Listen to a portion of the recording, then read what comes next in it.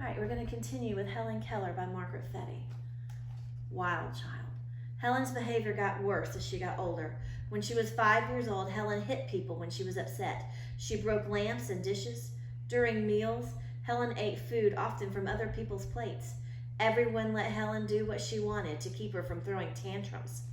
Tantrums or fits. It says Helen often walked around the dining room using her fingers to take the food she wanted from other people's plates.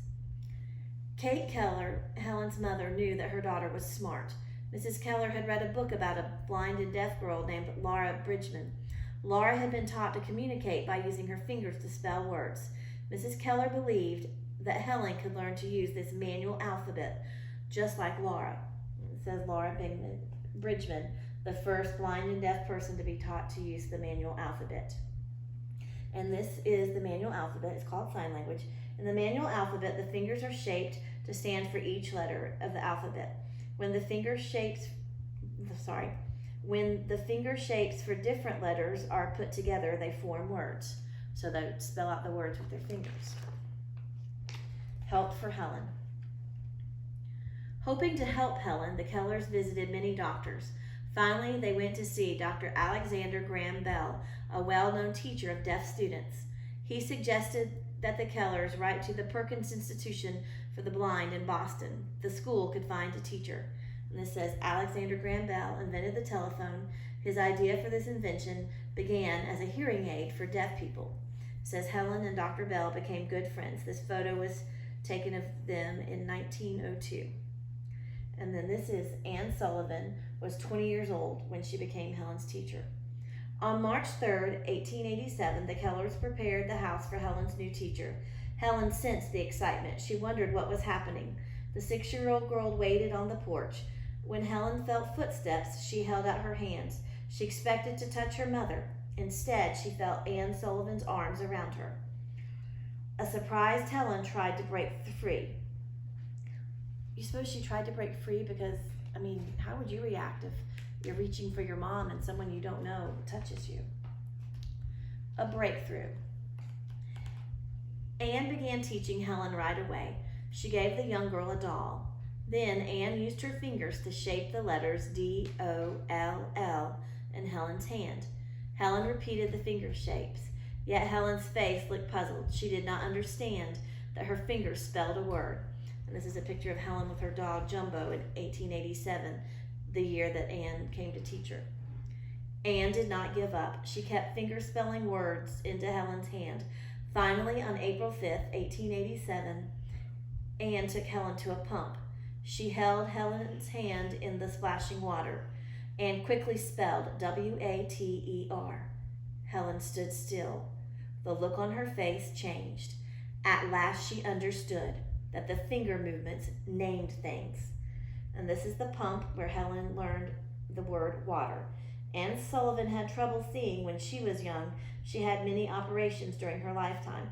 A few improved her sight, yet she still could not see well throughout her life. So maybe the fact that she used her own experience, the fact that she couldn't see well, maybe that made her a better teacher and helped her understand what Helen was going through. An eager learner. Now that Helen could communicate, she was very eager to learn about her world. Within 6 months, Helen knew how to fingerspell more than 600 words. Helen learned how to communicate in other ways too. During the summer, Helen was taught to read and write Braille. In Braille, different patterns of raised dots stand for the letters of the alphabet. People use their fingers to read the words. Louis Braille, a blind French student, invented the Braille alphabet system by the time he was 15 years old. Helen also learned how to write with a pencil. She wrote letters to people all over the country. Some of her letters were published in newspapers and magazines. Helen became famous after people read about her amazing life. And this is set as Helen around the age of 8 reading a Braille book. And you can see, this is a picture of her handwriting. And honestly, it's very good handwriting. Remember, she can't see at all. This is early writing by Helen a week before she turned 7. It's better than some of the handwriting in my classroom. The impossible. When Helen was 9 years old, she found out that a deaf and blind girl, when Helen was 9 years old, she found out that a deaf and blind girl had learned how to talk. Helen wanted to learn how to speak too, so she began speech lessons. At the end of her first lesson, she could say the sounds for A, I, M, P, S, and T. To learn how to speak, Helen would put her hand inside her teacher's mouth to feel the position of the lips and the tongue when the different sounds were made. Helen and Anne sometimes sat in the branches of trees during their lessons. Even when Helen was older, the two could be found reading in a tree. Why do you think Helen and Anne Sullivan like to sit in the tree in their lessons? Well, I can make a connection here. I like to read outdoors when it's a nice day, so I can understand why they enjoyed it. And this is another picture of Helen lip reading with Anne in 1897. Helen was also taught to lip read so that she could understand spoken words.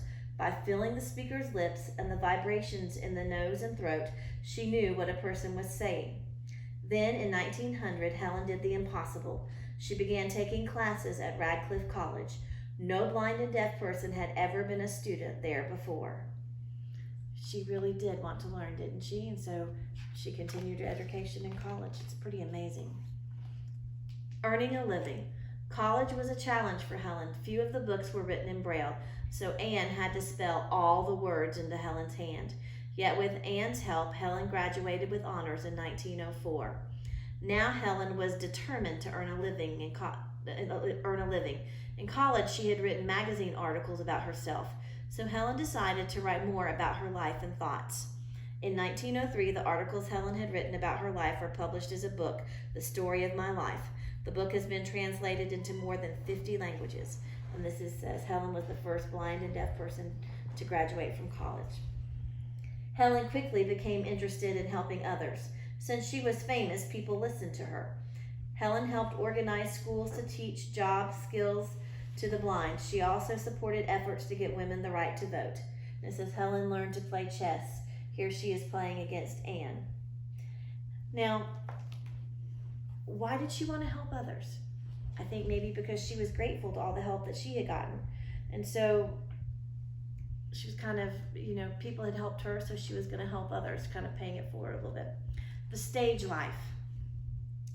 Helen did not make enough money writing, so in 1913 she began to give lectures with Anne about her life.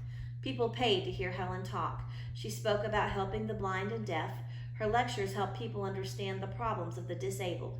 And this says in 1919, Helen starred in Deliverance, a silent movie that told the story of her life.